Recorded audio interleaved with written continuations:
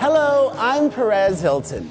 Did you know that more people in the United States check their Facebook and watch the Super Bowl than exercise their right to vote? We've got some serious issues to deal with. So how come so many of us don't even bother to vote? Is it because we don't care? Or maybe it's because we don't know our history.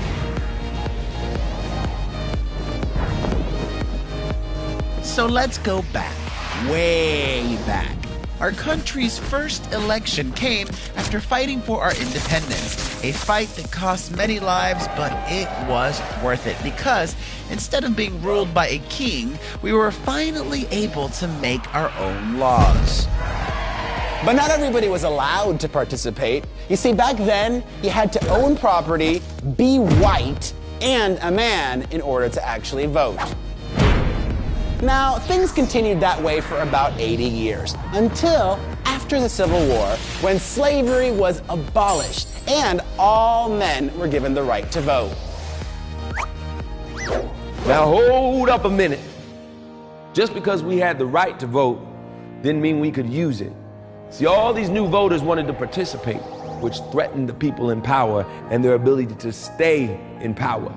So they tried to stop us with violence and shady new requirements like literacy tests and poll taxes. We had to fight for nearly 100 years before the Voting Rights Act passed, which finally outlawed these dirty tricks. And you weren't the only ones that had to fight for your right to vote.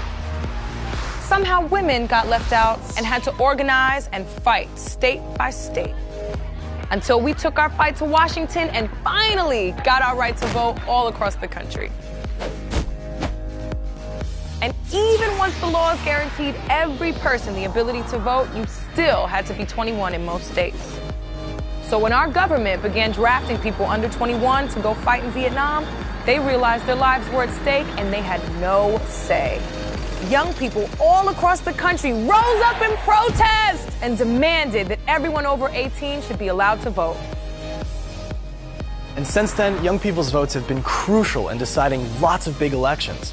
Like in 2008, when a black candidate had a real chance to become president, young people showed up in record numbers. And every year, we make up a larger share of the voting population, giving young people more power, but only if we participate. So let me break it down.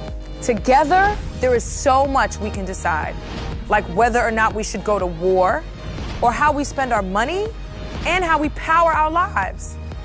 We can determine who has the right to marry. It's up to you to make your choices and shape our future. If we sit on the sidelines, then others will make it work for them instead of us. So let's make our voices heard. So what would it take for you to vote?